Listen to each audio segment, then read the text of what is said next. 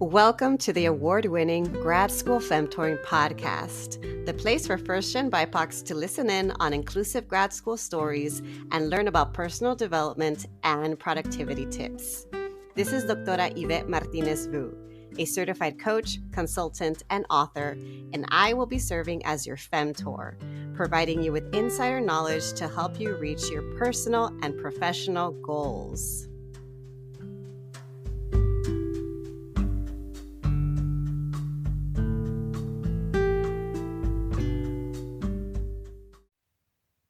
Welcome back, everyone, to another episode of the Grad School Femtoring Podcast. This is your host, Doctora Yvette. Today, we are discussing the topic of cultivating curiosity and care in our careers with our guest, Naseem Kapdi. Naseem is a career coach and founder of Kimiya Coaching. She partners with early career immigrants and first or second-gen BIPOC professionals to build careers that feel authentic and intentional, like a carefully crafted cup of chai with the right blend of spices. She also supports creatives of color exploring their process or navigating career challenges. And in 2025, Naseem was recognized for creating spaces where Black, Indigenous, and women of color thrive. Welcome to the show. I'm so thrilled to have you on the podcast today, Naseem. I'm so glad to be here, and it's been a long time coming. Yes, finally we're here. I feel so honored that you chose to say yes and that we were able to carve out some time to come together today. And this is going to be really good. I already know. I would love for you to start us out by sharing a little bit more about your own journey and what led you to become a career coach and what led you to creating Kimiya Coaching. I'm also curious about the story behind the name, so anything you're comfortable sharing about this journey would be great for us to hear. Yeah, of course. Thank you for that question. So I started my career in education, actually. I was a classroom teacher. I taught English as a second language, and you can probably tell I've been outside of the classroom for so long because I don't think it's called ESL anymore. It's gone through so many iterations since I've left, so it's probably called something else. I started teaching elementary and middle school students it wasn't a nearby, but it was a far-ish district from where I live. And I taught there for a few years, and then I transitioned into teaching adults. So I was looking for programs like libraries or nonprofits that offered English classes for adults. So I did that for a few years and realized, actually, I need a little bit more structure at this point in my life. Like, it was nice to have like the different areas to go to and meet different people and all of that and working with the different organizations, but I need some structure. And this was also around, post '08, the financial crisis. And I was like kind of taking a step back and I'm like, okay, what do I want to do right now in this moment? And I decided baking has been a part of me, something I enjoy doing. I actually remember doing this in high school when it was allowed. We used to participate in bake sales for our school clubs, and I would bake like something, or my friends and I would get together at each other's homes and we would bake something to as our kind of contribution to the bake sale. So it's been tied to me, and I've always been interested in like baking and in that process. And I was at a point at that moment where I was like, okay, maybe I go to pastry school.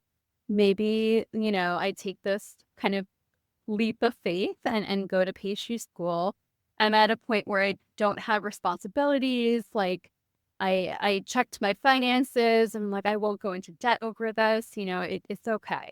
That was a huge struggle to make the leap, though, even though it was like the seed was already planted.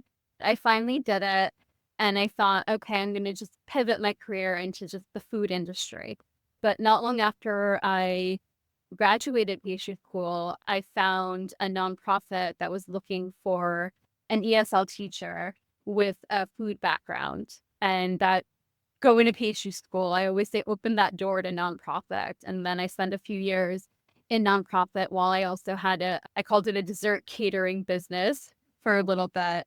Yeah. And then I survived burnout in my nonprofit roles and a couple of toxic situations and got myself, left nonprofit and without a plan and decided, let me just take a step back and again, check in with myself, check in with like all the things that I need to do. And that led me to coaching. I think it was a little bit of, I think serendipity is the right word, where a program came up on my radar that was designed for women of color who wanted to be coaches.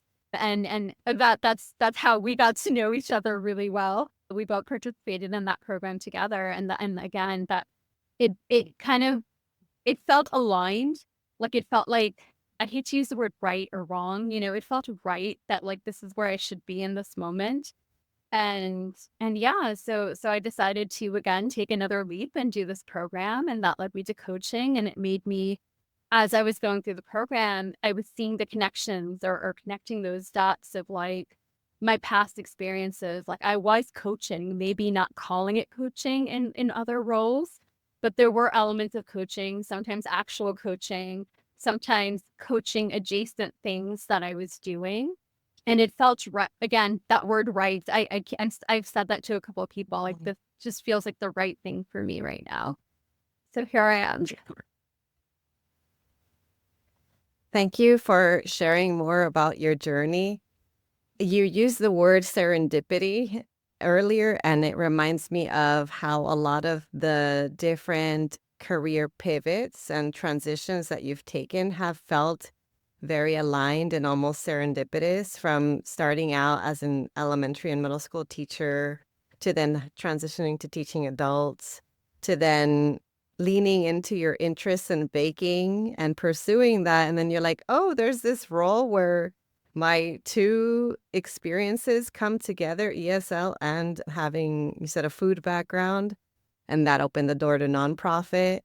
And then, yeah, with the nonprofit space, learning that the burnout wasn't what worked for you, that the certain pace, a certain working conditions, perhaps toxicity, I don't know the details of that, but that led you to then taking a beat. So trusting in your intuition, trusting that you will be okay, letting that go, and then right at that perfect time or aligned time or serendipitous time, running into a coaching certification program for women of color and taught by BIPOC instructors, ICF instructors. And that's how we met each other, but that's also where you came to realize, hold up, I've already been doing this. I have this skill set, and maybe I didn't call it coaching, but it's what I've been doing all along. And it's also it sounds like you've enjoyed a lot in the work that you've done all along. And so now you've leaned into that. But it did take some pausing there and leaning into curiosity. And that's the topic of today. And I want to start with this phrase that you've used in your work, the phrase of pausing and playing, that you use specifically for your coaching. I'm curious what you mean by that. How do you define that phrase? What does it look like specifically for BIPOC professionals and creatives? I know those are the folks you primarily work with. What does it look like to pause and play?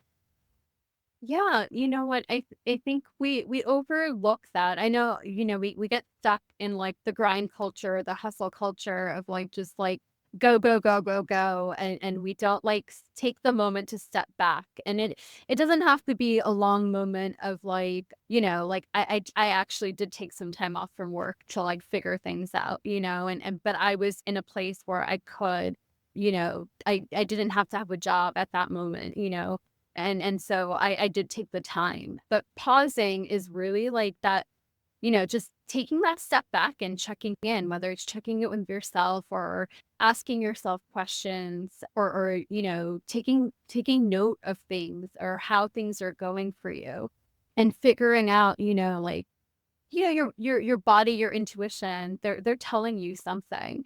And it's just taking that moment to really listen and hear what they're saying. And for me, that always happens with journaling. I've always been a writer. I've always journaled on and off for as far back as I can remember.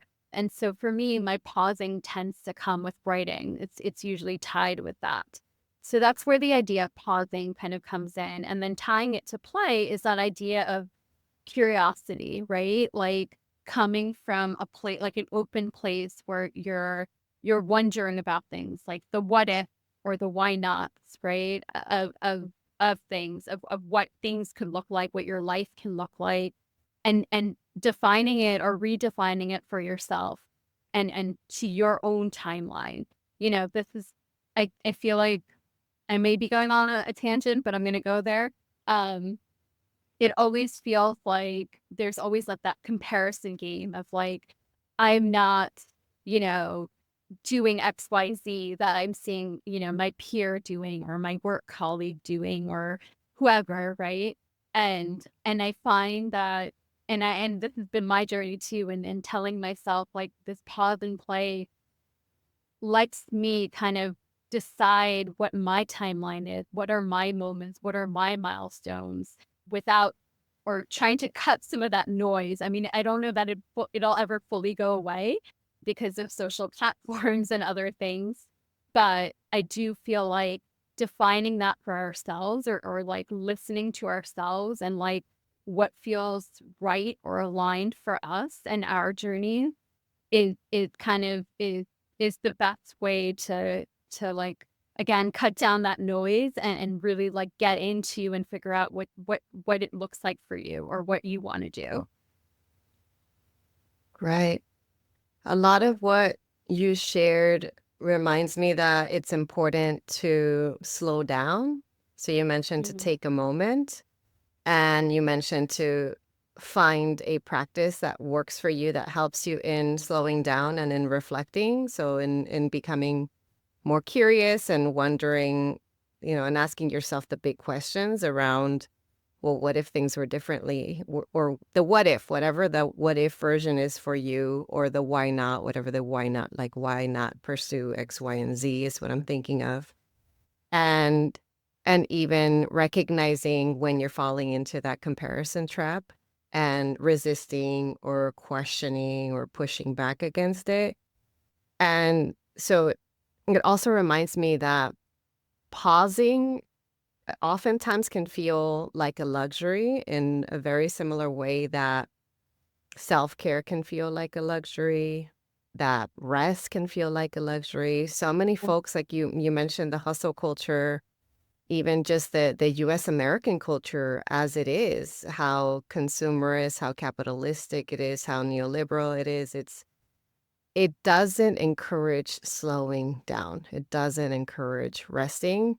So a lot of us have ingrained it in ourselves, especially those of us that come from certain, even like immigrant cultures where hard work is something that's a collective value, and that's something that is ingrained in us, and we think, well, I can't afford that luxury. So what would you say to our listeners who maybe still feel that way and struggle to slow down?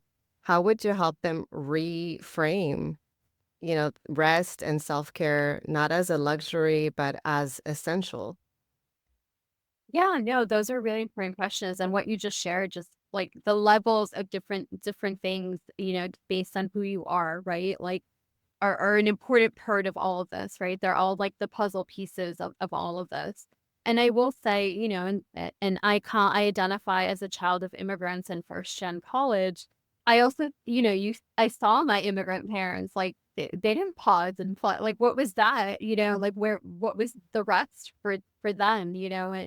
And thinking about that, I definitely understand, and a lot of my clients who identify in similar ways come to me in that way, of like, well, I don't know, like, do I deserve this? Or like, am I doing like I need to push myself, or why am I taking, an hour out of my day to do like quote unquote self-care, whatever that looks like.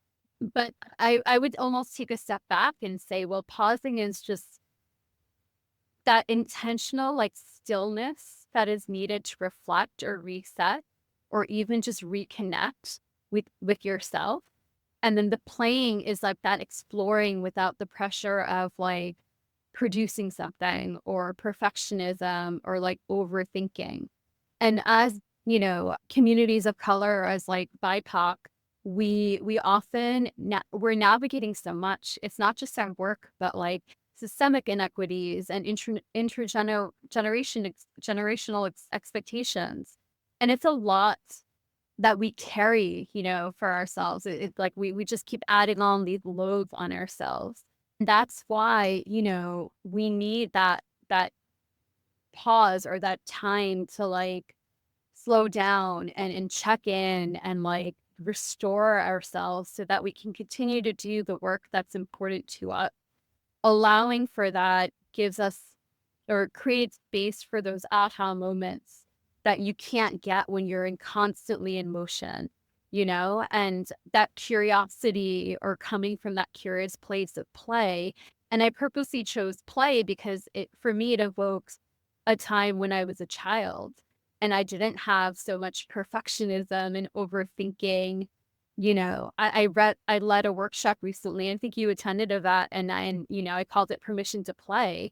And I was like, why can't we have fun with these things? Like, how do we recapture some of the things we had as children, when we were children, and bring those things back into, adulthood, and like open those like possibilities and things like that. I led a workshop recently on vision boarding, and it is the same thing of like, what happens if you let go and just open that door and just allow for whatever is possible? Right.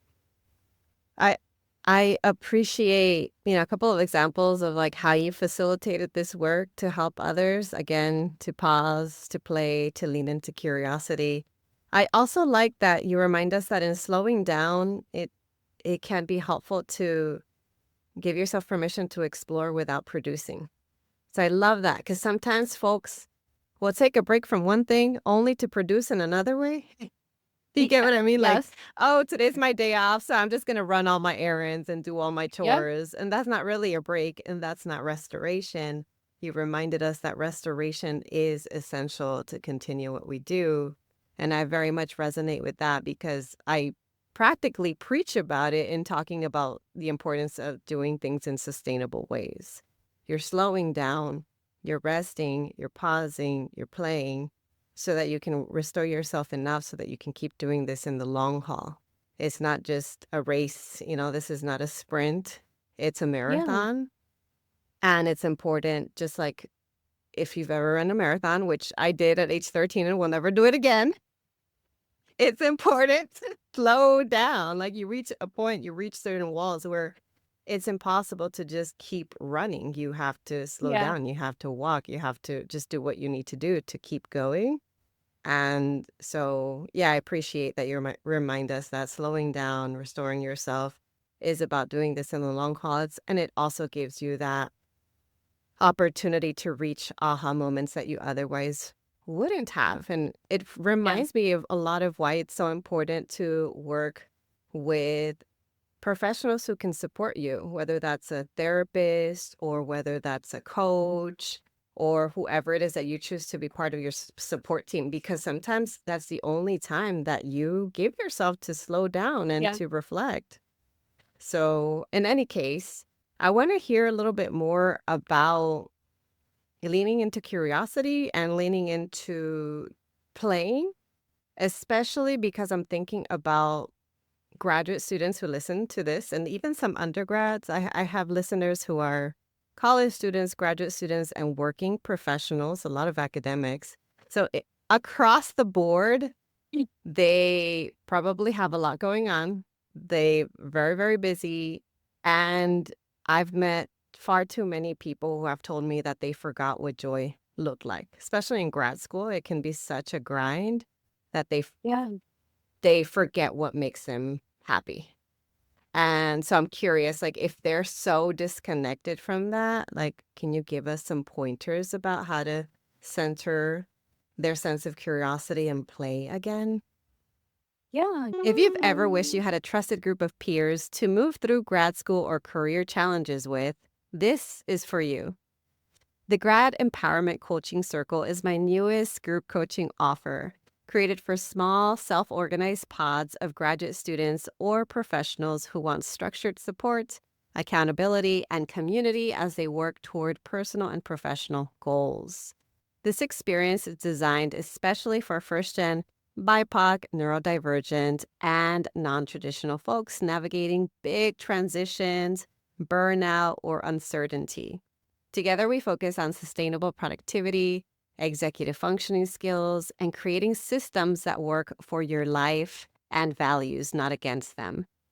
If you and a few peers are looking for a space to grow, reflect, and take action on your goals with guidance and tools to support you along the way, this circle might be exactly what you need. You can learn more at gradschoolfemtoring.com/coaching or reach out directly to me to explore if this is the right fit for you and your group. No, that's a really great question, and and the reason why it's become so important for me is it's been a part of my journey the past few years. It's been something intentional that I've been doing because I feel like your listeners would resonate. It often feels like counterintuitive to take the step back to rest or whatever you need to do, right? Like I'll use the broad term self-care, right? It feels counterintuitive to center yourself or to prioritize yourself first, right? Because we're often taught, no, you should give to others or keep giving or whatever. And then you don't have anything left for yourself. So like coming off of burnout and healing from that in a previous role, maybe I feel like not initially, but it did like give me opportunities to think. And the thing that helped me was journaling, was like really just, and it doesn't have to, I mean, if I look back or if I show you my journals, they're not intense. They could be a word, a sentence, right? Like it's the whole point of like journaling is, and it took me a while to like to this is like it could be whatever you want. It's not a place for perfectionism. It's a place to just capture whatever it is in whatever moment that you're capturing it. So starting there really helped me. And then I sat with this question of like, well, what brings me joy? What sparks my interest? And it's always been like reading. I've always been a reader, participated in like summer reading programs, shout out to libraries. They're like amazing spaces, but also writing. And I guess the silver lining out of the pandemic was that it brought me back to writing in a more creative way, which I hadn't been doing in a long time. I do journal, and that is a form of writing, but I wasn't writing creatively. And I had a lot of anxiety that had come up, especially during the height of the pandemic. And I found a writing group, and that became my outlet of like, a space to where I could, just not focus on the doom scrolling or the things going on around me and just write for fun and use or push the energy that I was feeling in a different direction and get another output rather than going back to the doom scrolling or like over consuming of like content and things like that. And then that also kind of got me to think about, well, what are the kinds of things that are important to me? Like every new year, right? People talk about New Year's resolution. And like these words like resolutions, they end up having these heavy meanings of like, you have to do this thing or you have to do that. And if you don't do it, if you don't follow through, you're going to fail and things like that. And I feel like, okay, like let's take a step back. We put so much like power on these words. So let's reclaim them in a way that makes sense. And that led me to rethink goals and resolutions as intentions. And it gave me permission to think of them as fluid, of like, you're making these intentions, right? At a moment in time, but you don't know what the future holds, right? You don't know what future you is going to experience or where future you is going to be. I mean, you're always hoping for the best, but you don't know what life is going to throw at you or what you're going to go through. So giving myself permission for that fluidity, right? And with that permission is I need to check in with these intentions often to make sure they're aligned with what I want. So it all started there of like, okay, so weekly, actually, this is a practice I have weekly, I check in on my yearly intentions. And every now and then I'm like, actually, this one isn't working for me. Let's move it aside, or let's rethink this one because my life has changed in the past few months. So it's not a failure that it didn't reach that quote unquote goal, right? Or resolution, but it's another way to think about it. And that again got me into the pause and the play and going back to reconnecting with my inner child and my childhood self and what brought her joy, and trying to find what that joy looks like for current me, like adult Naseem. What does that look like for me? So I would definitely offer that to anyone listening, of like, just take a step back and start thinking about, like, maybe what were you like as a child? What were your interests? And for me, a lot of my interests were very like creative. I was into not just reading and writing. I was into photography. Like, there were things that, like, I didn't. I'm not saying I was good at it, but there was like so many things that I was interested in, but I like held myself back. And I feel like those Yeah. were the moments where I lost my joy, because I was like, I got into the perfectionism, I got into the overthinking. And it's okay to be a beginner. Like, that reminder of, like, I feel like the reason why I keep going back to childhood, or being a child, is, you know, we're all beginners and it's okay. But then somehow when you're adult, it's like you can't be a beginner. There's this like thing put on us where like you have to like know what you're doing. And that's not always the case. Right, right. One of the things that you said that stood out to me is where you mentioned, for you, it was journaling, but you mentioned the phrase of like capturing moments. And I Hmm. like that phrase because journaling might not be the thing that resonates with everyone, or writing might not be the thing that resonates with everyone, but this act of intentionally reflecting and capturing moments to remind yourself, wait, this felt good. So maybe note to self in some way, shape, or form for future self that maybe this is one of the things that I can nurture, or this act of like checking in frequently, whether it's checking in Yeah. frequently on your goals, or checking in frequently on how you're feeling, or checking in frequently on, yeah, like how satisfied you feel in any current given moment. But and even when you mention going back to your childhood, for a lot of us, tending to our inner child, figuring out what we once used to love and reconnecting with that can be really helpful, because I do think that who we are at the core remains the same, even as much as Yeah. we age and we learn and we grow and we become wiser in some ways. We are at the core the same human. So yeah, reconnecting with childhood interests can be a way for individuals to get back to leaning into the curiosity and the joy and the play. And then I also appreciate you bringing up this idea of being a beginner, or giving yourself permission to start over, or to learn something new, or to not be the best, or to do something, not even to get better at it. Just do it imperfectly. Yeah. No, I do absolutely. that with gaming, for instance. Yeah. It's like I will play not always to win, just for the act of playing a game. Yeah. Yeah. No, but that's the thing about curiosity. And like, if you're opening the door to curiosity, you have to open the door to, like, one, be the beginner, right? But also, the more important thing is, you may not like it, right? Like, if you're opening the door to trying new things, you may like one thing, you may not like it, like, and it's okay to let it go, right? Like, you don't have to pursue it either, right? Your curiosity led you there, but it also is also telling you something, right? So if you want to go take a writing class, go take a writing class, but maybe you don't like it, and that's okay. Go to do the next thing. You don't have to stay in the one kind of path either. And like, career pivots have also taught me that, and I feel like it's like what you're told, right? Especially being like, I'll use I statements like first gen college and a child of immigrants. And it's what I saw, it's what I observed as a child. you saw people around you, even my parents, they stayed in like the one job until retirement. What, career pivots, like who does that? And then I mentioned earlier as part of my story of like the decision of going to pastry school. I think I knew I wanted to do that before I actually did it. Like the seed was already heavily planted. It was rooted in me that this was what I wanted to do. But I had to go through a lot internally.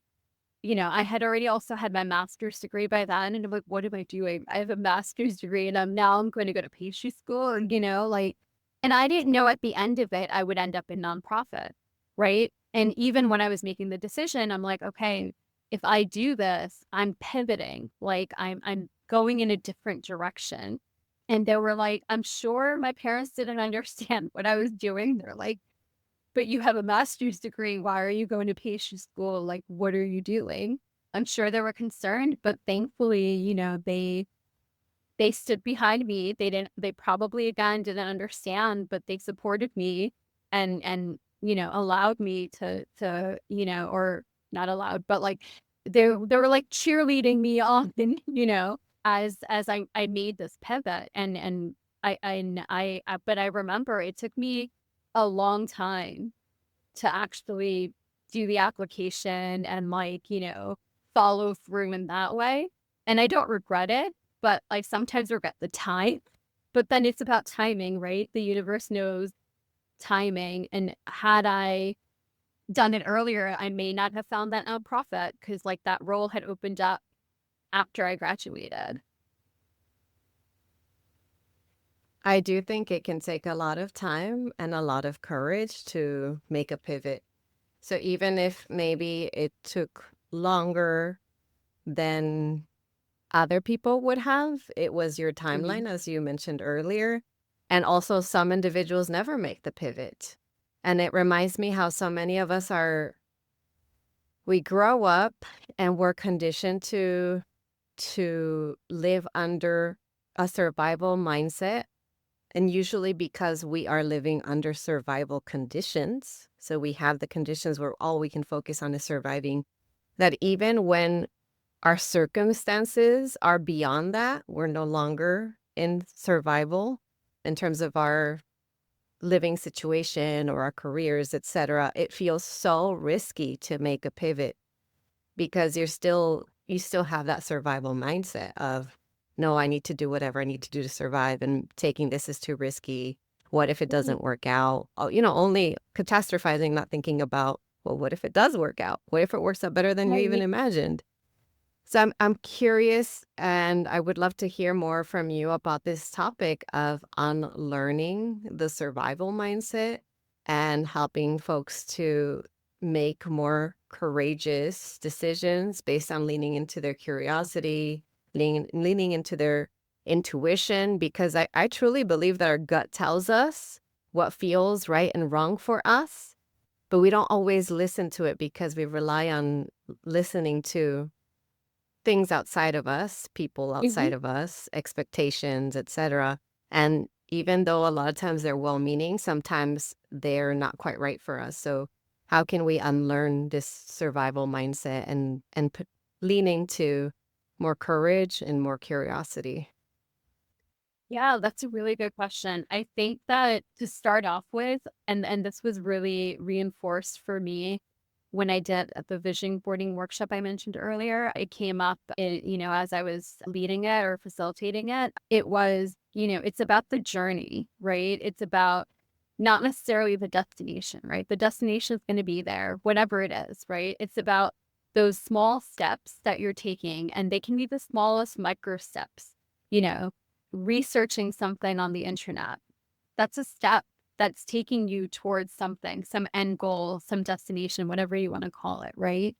But we often, I think society wise, right? Like we kind of get fed these stories of like the overnight success, the Cinderella story, but and those are about the destination, right? Those are about like the end product or the end goal. But what are the things that got you there, right? Like if you think about like this happens with like public figures, right? Actors, musicians, whatever, they're always called overnight success. Oh my God. And then you always hear about them, But like, what are the things that they did to get them there, right? It didn't happen overnight, someone didn't just like, even if someone just discovered them, right? Like they were doing things that led them to that moment, So what are the things that you can do or steps you can take to get you to whatever your destination is, whatever it is that you want to achieve? And then I would also say, like, how are you celebrating those small wins? Often we as a whole, right? Like we think about the big wins. Oh, I got the promotion. Let's celebrate. Let's go out to eat or something, right? Like let's celebrate.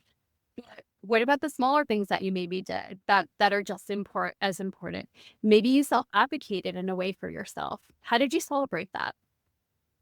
Those are like good reminders to ourselves, right? Like of like, hey, yeah, actually I did the thing. I did the hard thing to get again, the promotion is the destination, right? Like you were working towards that.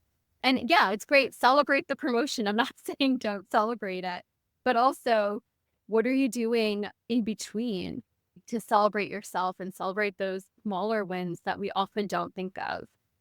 And that's what within my journaling, I actually do a gratitude journal, depending like part of my nighttime routine.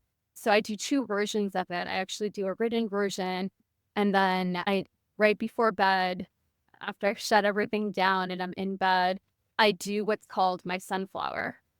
And it's just a mental gratitude. What's my sunflower today? What is the one thing I'm grateful for? And I feel like doing both practices for me has kind of shifted something. And I often don't remember all my sunflowers, right? Because I don't write it down. It's just a mental thing.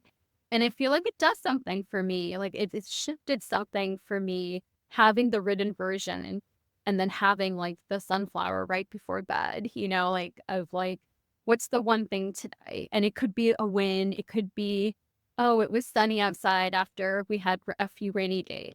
It could be like, what is for you, right?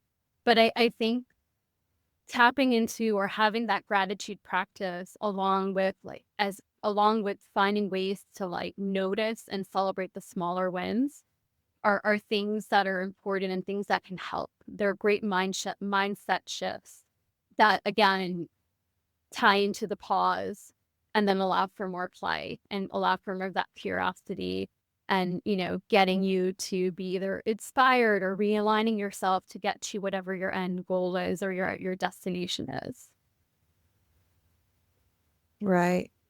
I, well, earlier, before I even asked you this question, you mentioned this idea of planting seeds. Mhm. So there are seeds that we plant that maybe we don't even realize, and that we can always be planting, and that you can do that with the micro steps or the baby steps of what is something that you maybe desire. You might feel scared to do it, but it doesn't have to be all or nothing. And it is definitely not going to be an overnight success, because we know that that's just a myth, and that you don't see it. It's maybe perceived as an overnight success, but what we Mhm. don't see is all the many years and months and days and hours, countless hours, I imagine, that it takes for individuals to get to where they're at. So, yeah, planting seeds, taking these baby steps, celebrating yourself, remaining grateful, and maybe even implementing a gratitude practice.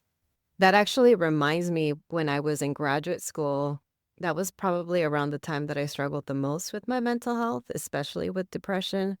And one thing that I did with a close friend of mine, we had a gratitude shared document, and we would share our top 3 things that we were grateful for every day. And every day I would log in and I would see my friends' gratitude items from the previous day, and it would bring a smile to my face, and it would even remind me, wait, I have that same thing, and I should be grateful for that too. And that Yeah. it made me recognize, wait, there's so much more that I could be grateful for. And we kept that up. I don't even know for how long, but definitely for a good while, a year or two. And you don't notice it right away, but it does cause this shift in you, where all of a sudden you find yourself being more grateful, and not in a toxic positivity space, but in a recognizing what you have going for you, and recognizing that there is always something to be grateful for, even under very hard, challenging circumstances. And then you mentioned the celebrating yourself, and I will admit, I still struggle with this one. Oh, I do too. It's easier And so said than I done. selfishly want to ask you for some examples for myself and also for my listeners. Like, I'm thinking of them too, of like, what does it look like to celebrate yourself, especially for the smaller wins? Because I recognize it's easier to celebrate yourself. Oh, I graduated. I'm going to have a party. Or I graduated. Let's do a Yeah. nice dinner. Or you just reach this big thing. It makes sense to do something that is a celebration of some sort. But there are very small things that are still big steps, and that they may seem small to you, like maybe reaching out to someone you've been wanting to reach out to Mhm. for a while. Maybe it's finally sending a pitch that you've wanted to send. Maybe it's finally sending out an application for that thing you've been wanting to apply to. And it doesn't feel big in that, like, it's not like you got this big award or big Yeah. degree or credential, etc. But it's still a big step for you. And sometimes we just miss them. Like, we just let them go and move on to the next thing. So I'm curious if you have some examples for me and for the audience on some ways to celebrate the smaller, externally small but big to you wins. Yeah, no, I love that. And I also want to say, first of all, I love the practice you and your friend did with the pair graduate journal, gratitude journal rather. That's really cool. I wouldn't have thought of it that way, but I'm like curious now if there's anyone in my world who would want to do something like that with me. But to answer your question, I think it's like it starts to talk about it, like I'm thinking about a couple of folks in my network and my friends where we just start talking about it with each other of like, oh, it feels like ick to share this or that or whatever, right? And sometimes it's, you know, doing that for somebody else. Like, oh, I know Yvette had this like win or she was recently featured on in this article. Let me share it with somebody on her behalf, Like I feel like it's like doing that for somebody. There's a word for it and it's escaping me right now. But like starting there and like getting more comfortable with it. Of like, so I have this friend and we reconnected during the pandemic and like now we'll just like text each other that. Like I'll just be like, I just did a podcast today and like that's my win. And like she'll be like, oh my God, that's amazing. And like she'll cheerlead me on. So like starting there and having others in your community or in your support network or whatever you want to call it that will do the same for you that are probably feeling the same things. It's hype. They'll hype you up, right? Like I'm like, oh my God, that's awesome. Like I know you've been working on this for so long that's amazing. And then showing up for that, showing up for each other when you do, when or try and rate it in some way. Also, like, I mean, it's easy, like LinkedIn, if I see it, right, I'll repost it or I'll make sure to comment, right? It's like doing these little things and then it like you internalize it of like, okay, it's okay to say that. It doesn't mean that I'm bragging.